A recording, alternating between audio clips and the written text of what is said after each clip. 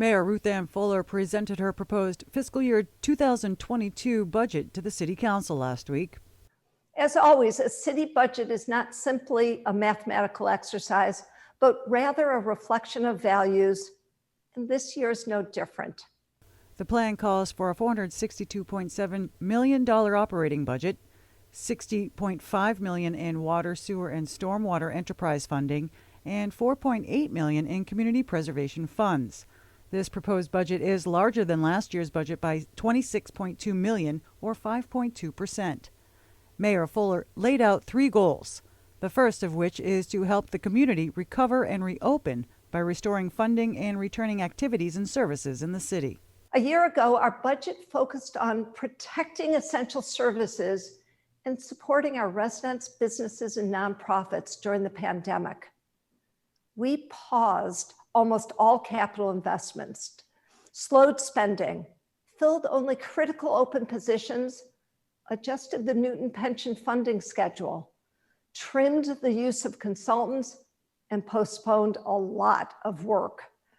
We made the difficult decision to furlough approximately 100 part-time employees. A year later, I can say our careful, responsible financial approach worked. We weathered the economic storm. We leveraged federal and state funding to cover COVID-19 expenses wherever possible. Our city's finances are rock solid. We are moving forward from a position of strength. The second goal is to support the vulnerable with investments in the younger and older residents under financial hardship, or systemic racism. Mayor Fuller provides three examples. Supporting students in the Newton Public Schools with a 4.1% increase in funding for full in-person schooling and support for the academic and social and emotional needs of approximately 12,340 students returning to classrooms in the fall after such a difficult year and a half. 2, supporting residents of all ages who are shouldering the weight of isolation, anxiety, and depression by bolstering health and human services and senior services by almost $500,000 in additional funding. This allows us to provide additional support for mental health counseling and intervention, mental health court sessions, a new initiative, suicide prevention, substance use initiatives, early diagnosis and support for youth, an additional school nurse, and support for our older residents, including connections to food resources and restarting in-person classes and programs while continuing the virtual ones, which have become so popular. 3, taking meaningful actions to build a more equitable and inclusive community with $250,000 in funding for a diversity, equity, and inclusion initiative. The third goal is investing in Newton's future to build a better Newton by improving playgrounds, athletic fields and parks, and tree canopies. Funding an energy coach to help with the climate action plan. Discuss zoning and development to create the Newton everyone wants. Add a seasonal inspector to enforce the leaf blower and landscaper registration. Fund repairs and maintenance for city buildings. Expand digital resources for the library. Additional personnel in human resources. And reorganize the Financial Services Department. And there is no increase in the rates for water, sewer, or stormwater. We will move forward with the expansion of the children's room at the Newton Free Library. We take the critical next step with our Center for Active Living, or NewCal, by funding for its design at the site of the current senior center in Newtonville.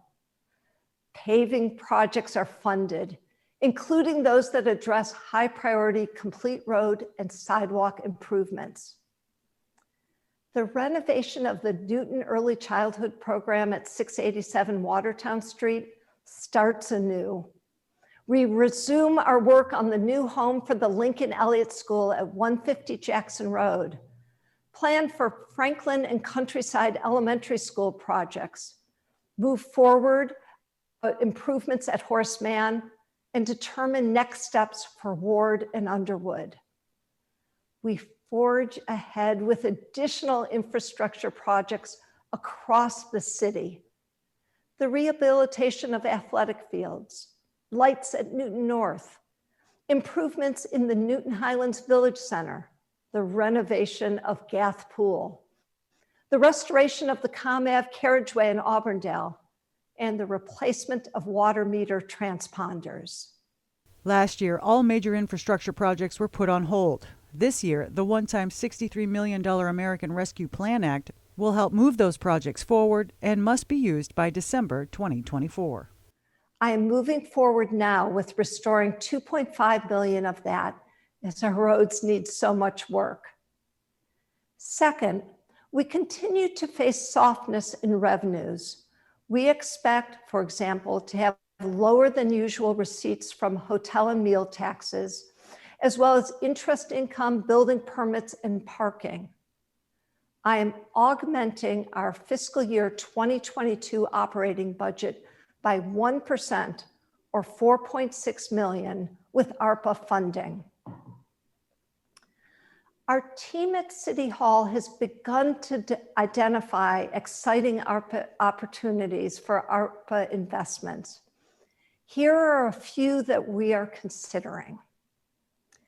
Providing more on-ramps to the road to financial self-sufficiency for Newton residents at all different life stages. We will start with a targeted community needs assessment focused on our most financially vulnerable residents to help us design and implement effective support programs.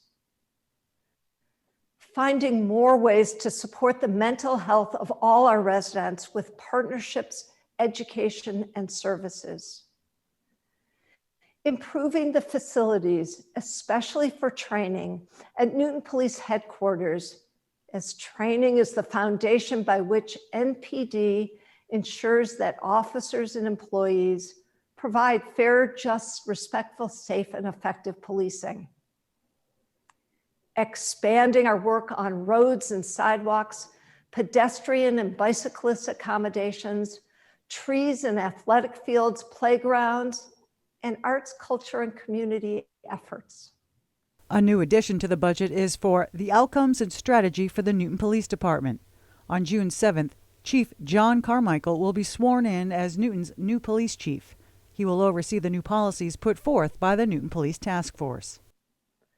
The Outcomes and Strategy calls for investing more in our people within the NPD, trying to prevent mental health crises in our community, and improving our responses when they do. A non-lapsing fund for training is proposed, so NPD's employees are better equipped to de-escalate conflicts, help those in crisis, and deliver bias-free community policing. It calls for reviewing NPD's roles in the department's organization structure. It also bolsters community policing, which includes collecting and sharing up-to-date data and information about who is being stopped and arrested, and when, against whom, and under what circumstances force is used, in an effort to be as transparent as possible. It recommends evaluating our hiring processes to create a more diverse department. It proposes improving facilities, equipment, training, and work regimes to support wellness and professionalism. This is the fourth budget Mayor Fuller has put together and is based on Newton's values, and now goes before the City Council for approval. Jen Adams, Newton News, Newton Center.